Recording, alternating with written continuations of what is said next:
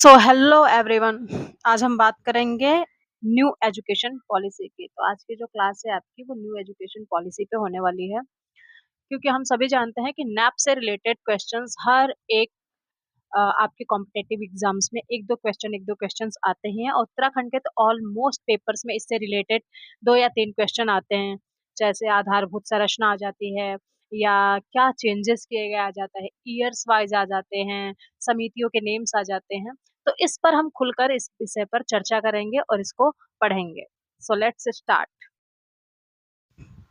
तो यहाँ हम बात करने जा रहे हैं नई शिक्षा नीति यानी नैप 2020 की।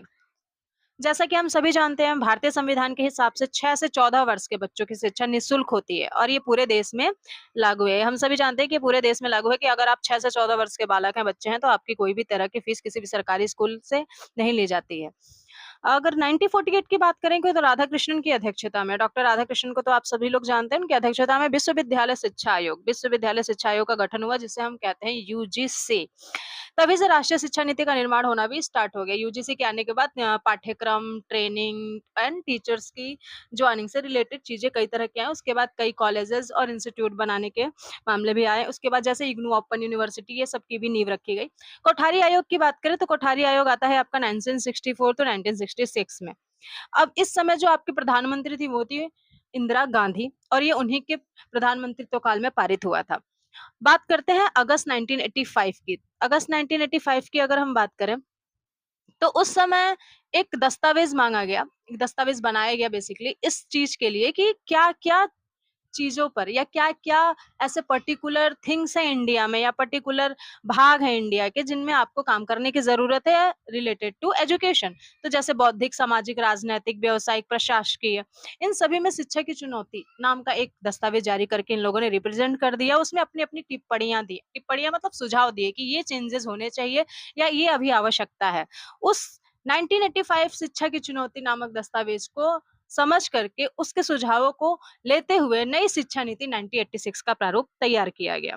ये कब आता है आपका इन 1986, लेकिन इसकी ये स्टार्ट हो गया था। अब अगर आप बात करें तो इसकी टिप्पणी या प्रस्ताव 1985 में ही पारित हो गया था। ये पूरी तरह से आया 1986 में, लेकिन इसको संशोधित भी किया गया 1992 में।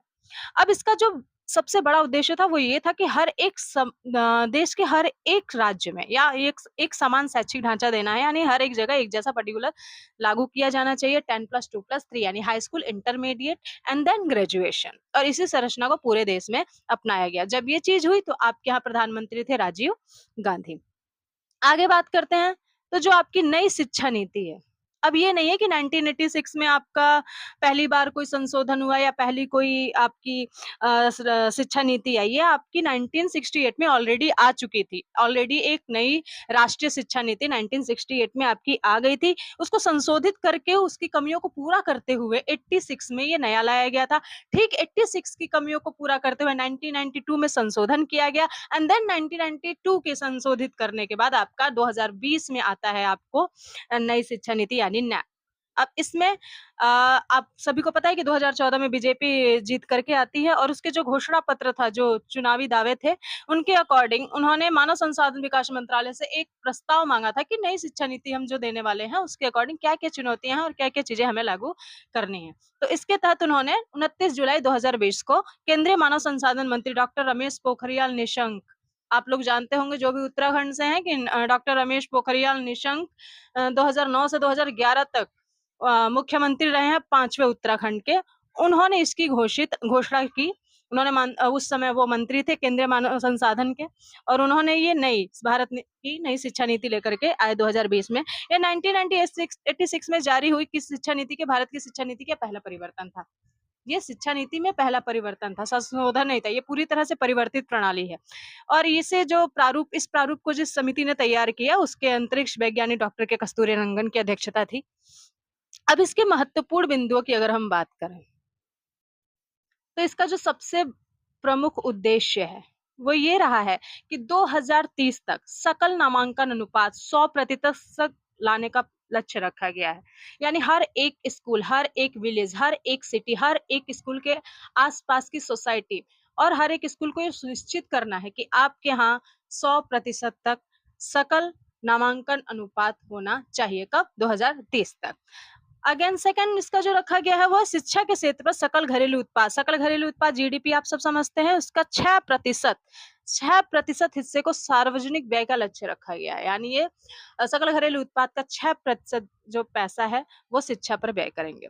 मानव संसाधन विकास मंत्रालय का नाम बदल करके शिक्षा मंत्रालय कर दिया गया है। अगेन ये क्वेश्चन बार बार बार बार बनते हैं कि मानव संसाधन विकास मंत्रालय का नाम बदल कर क्या रखा गया है, कितना प्रतिशत पैसा जीडीपी का सरकार शिक्षा नीति पे लगा रही है, या 2030 तक क्या अनुपात रिप्रेजेंट करना है स्कूलों को। ये क्वेश्चंस बनते ही बनते हैं आपके।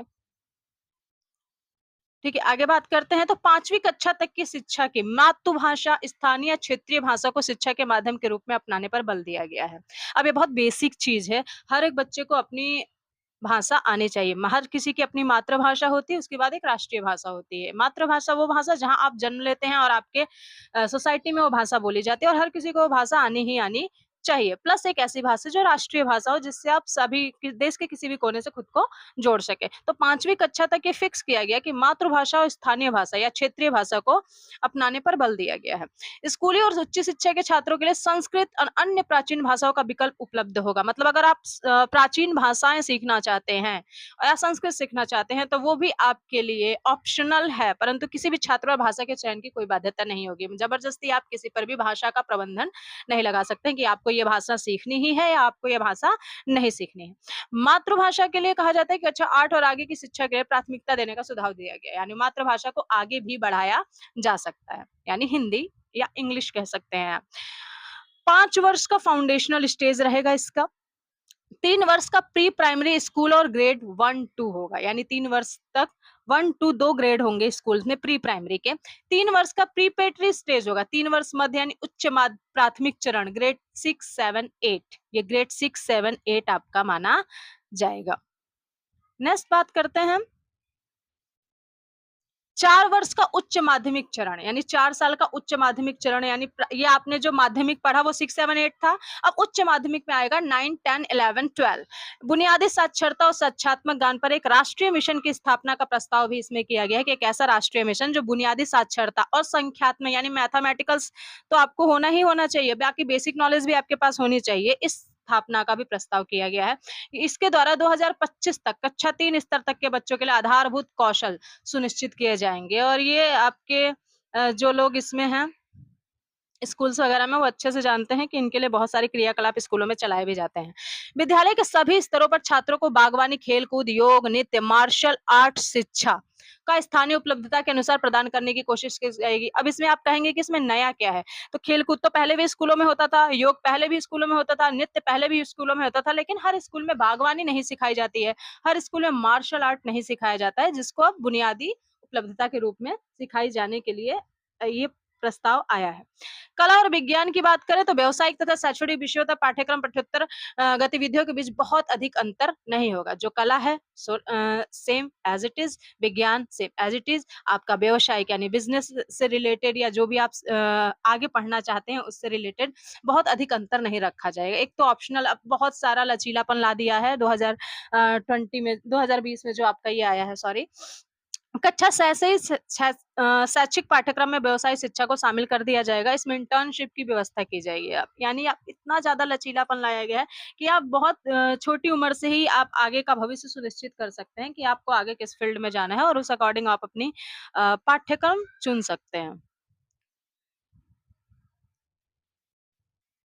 राष्ट्रीय शैक्षिक अनुसंधान और प्रशिक्षण परिषद द्वारा स्कूली शिक्षा के लिए राष्ट्रीय पाठ्यक्रम की रूपरेखा तैयार किया, यानी नया सिलेबस तैयार किया जाएगा। जो सबसे इंपॉर्टेंट है, एनसीईआरटी नया राष्ट्रीय पाठ्यक्रम की रूपरेखा को तैयार करेगा। छात्रों के समग्र विकास के लक्ष्य को ध्यान में रखते हुए क्लास 10 और क्लास 12 की परीक्षाओं में भी बदलाव किया जाएगा। इसमें भविष्य में सेमेस्टर या बहुविकल्पीय प्रश्न आदि जैसे सुधारों को शामिल किया जा सकता है। यानी परीक्षा प्रणाली को कई भागों में बांटा जा सकता है, या परीक्षा प्रणाली को और नॉर्मल या और छोटा बनाने के लिए बहुविकल्पीय प्रश्नों के आधार पर आपके टेस्ट वगैरह या आपके एग्जाम्स हो सकते हैं। वैसे आप जानते हैं कि हर साल में 2 ही एग्जाम्स होते हैं, एक आपके हाफ ईयरली एक जो आपका होता है वो लास्ट मेन एग्जाम होता है, लेकिन सेमेस्टर आ जाने पे आपके 4 एग्जाम होते हैं। छात्रों की प्रगति के मूल्यांकन के लिए मानक निर्धारक निकाय के रूप में परख नामक एक राष्ट्रीय आकलन केंद्र की स्थापना की गई। अब ये बेसिकली प्रगति का मूल्यांकन सिर्फ छात्रों का ही नहीं है, ये स्कूल्स का भी है। ये स्कूल्स का भी है और ये स्कूल्स के वर्कर्स का भी है और स्कूल के संचालन का भी है। ये परख है, हर चीज़ परख का मतलब ही होता है कि परखना, और ये उसी हिसाब से उसके अकॉर्डिंग नाम दिया गया है कि इसका काम ही है आकलन करना कि जो प्रस्ताव लाया गया है, उस पे कितना हम खड़े उतर रहे हैं। अब छात्रों की प्रगति के मूल्यांकन तथा छात्रों को अपने भविष्य से जुड़े निर्णय लेने की सहायता प्रदान के लिए कृत्रिम बुद्धिमत्ता आधारित सॉफ्टवेयर का प्रयोग। अब आपको पता है कि हर चीज को टेक्नोलॉजी से जोड़ दे, स्कूल में आईटी और कंप्यूटर्स की पढ़ाई कराई जा रही है। आप देखेंगे कि विभिन्न क्षेत्रों में बच्चे बहुत ज्यादा सॉफ्टवेयर वगैरह यूज करके बेसिकली एप्स बनाना और बहुत सारी चीजें आपको स्कूल में ही प्रोवाइड कराई दी जा रही है। इसी को ध्यान में रखते हुए कृत्रिम बुद्धिमत्ता आधारित सॉफ्टवेयर का प्रयोग करने की भी कला आपको सिखाई जाएगी। शिक्षकों की नियुक्ति को प्रभावी और पारदर्शी प्रक्रिया का पालन, यानी यहाँ शिक्षकों की नियुक्ति पे भी कुछ नियम कानून बना दिए गए हैं, जिसमें आपके किसी एज अ टीचर आपका आकलन किया जाएगा कि आपका कार्य प्रदर्शन पूरे वर्ष में कैसा है। अगर आप अपना कार्य प्रदर्शन बहुत अच्छा दिखा पाते हैं तो उस कार्य प्रदर्शन के आधार पर आपको पदोन्नति भी दी जाएगी। राष्ट्रीय अध्यापक शिक्षा परिषद एवं वर्ष 2022 तक शिक्षकों के लिए राष्ट्रीय व्यावसायिक मानक का विकास किया जाएगा। यानी जो बिज़नेस मटेरियल थिंग्स हैं, वो भी आपको आनी चाहिए। कई बार ऐसा होता है कि जनरेशन और टीचर्स के बीच में बहुत बड़ा गैप हो जाता है, जिसमें बहुत कुछ न्यू टेक्नोलॉजी, नई चीज़ें आ जाती हैं, जो उस टीचर को शायद उसके टाइम पे नहीं मिली थी। तो बीच-बीच में सरकार क्या करती है, ऐसे टीचरों को ट्रेनिंग देती है। इनको और ज़्यादा व्यापक कर दिया गया है। राष्ट्रीय अध्यापक शिक्षा परिषद एनसीईआरटी के परामर्श के आधार पर अध्यापक शिक्षा हेतु राष्ट्रीय पाठ्यचर्या की रूपरेखा का विकास किया जाएगा। अब टीचर्स की जो पाठ्यक्रमावली है, यानी जो बीएड करते हैं, डीएलएड करते हैं, एनसीईआरटी उसका भी सिलेबस बनाता है। तो ये फिक्स किया जाएगा कि उनकी पाठ्यचर्या में क्या-क्या होना चाहिए।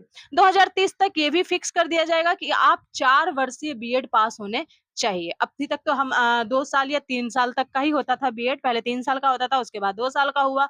अब जो 2030 तक आप टीचर बनेंगे तो वो 4 वर्ष का डिग्री होना अनिवार्य है। उच्च शिक्षण संस्थानों को सकल नामांकन अनुपात जो कि 26.3% था 2018 में, उसको बढ़ा करके 50% तक करने का लक्ष्य रखा गया है और ये पूरी तरह से डिपेंडेंट है आपके स्कूल में। और ये बहुत अच्छा क्वेश्चन भी बन सकता है आगे चल करके कि उच्च शिक्षण संस्थानों के सकल नामांकन अनुपात में कितनी प्रतिशत की बढ़ोतरी करने की डिमांड रखी गई है या कितना 2018 में था। देश के उच्च शिक्षण संस्थानों को 3.5 करोड़ नई सीटों से जोड़ा जाएगा। नई सीटें लाई जाएंगी 3.5 करोड़ की। स्नातक पाठ्यक्रम में मल्टीपल एंट्री एंड एग्जिट व्यवस्था को अपनाया गया है।